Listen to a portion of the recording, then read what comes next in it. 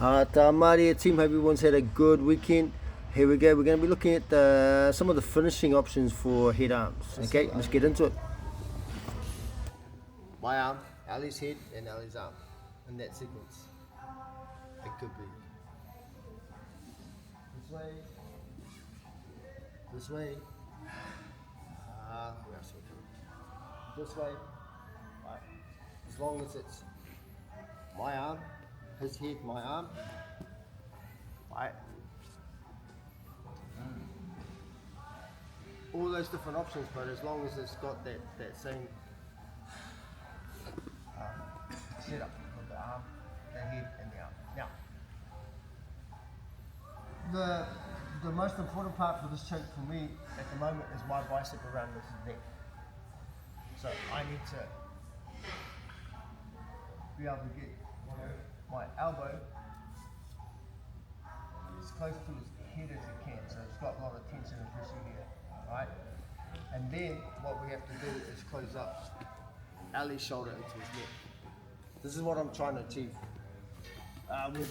with my body and my chest, but I need one arm through, get it nice and tight here.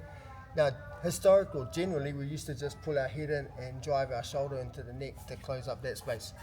Boom. But then Ali can pull his elbow down, and it makes a lot of space between here and here. This is tight on the far side, then this side has a bit of space, right? So the evolution was to get under and then drive up and turn in, and obviously then squeeze harder. What I want us to look at is how we can use our body to push onto here, to have so much pressure here that we're closing that side off, and then the other side's going to be simple to close. Right?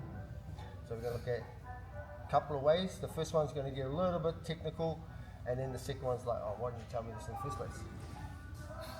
Generally, because the first one needs to be done so you understand how we're pushing the body in. Okay, so I'll get you guys to come around with PS so you can see what's happening.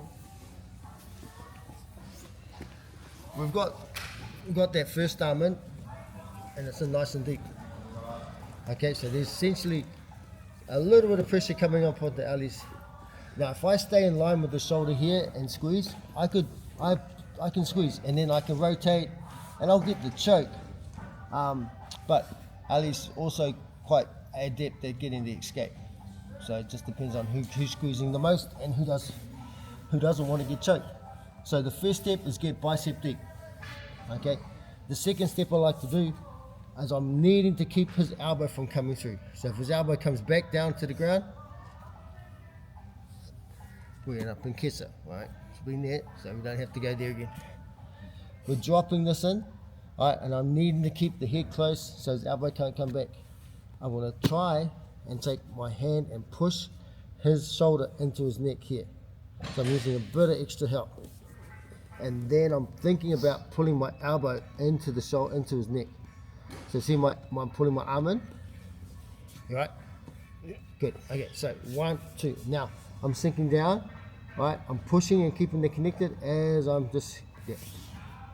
Now that's as much tension as I want you guys to play with. I want you to feel the minimum amount of pressure needed to cause the tap.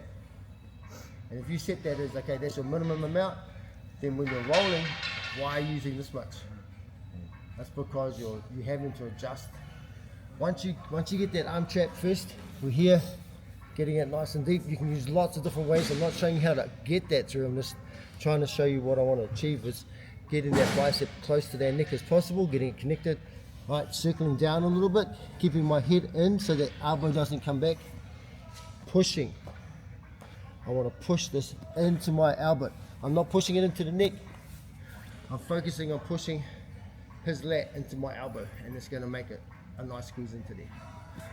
1, right, pull, push. Okay, we're going to spend a couple minutes doing that, and then we'll go from there. Really well. So, super important that I try and get that bicep as deep around the neck as possible.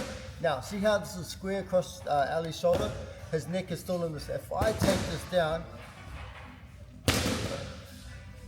So all I want to do is make the hand around the neck lower. So when I go lower, I'm grabbing like the range of the armpit. Look where Ali's neck is. Alright, so that when I drop the hand down, it pushes his neck into his side of his other neck, which is simple. So here to here. Then I apply force from the rib cage into the elbow diagonally. So I'm cutting across the shoulder there. Boom, boom. And then push him in. Alright. We haven't even closed the hand yet. What that does, it gives me more connection to his neck. When you've got the front of your bicep, that's all I'm covering is neck. If I'm turning it down, I'm using the whole face of it here, or the side of it. Cool, so Ali's on the side. Bicep deep. Normally we keep that quite square to the shoulder. You still get the choke. But if I bring this in here, look at Ali's neck. So I put my eye in the socket and I'm pulling down, pulling down, pulling down.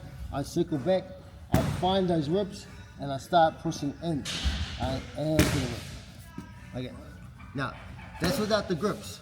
So that's what I have to achieve force-wise. That's where I'm thinking my force. So I'm turning onto Ali's side, I'm pulling this down, right? I close my hands up and now I'm just driving my chest into his ribs, into the neck. Okay? Right? So, I'll do it one more time. Instead of being straight here, just tip your hand down, that rolls your shoulder and that tips his neck up. That's going to give you more space to choke on. Right? So slowly we're going to dumbify the head arm choke till we just have to lock it around the feet. Right? If you ever happen to teach someone, teach them the progression. Up, find it, no. And then drive it. Cool.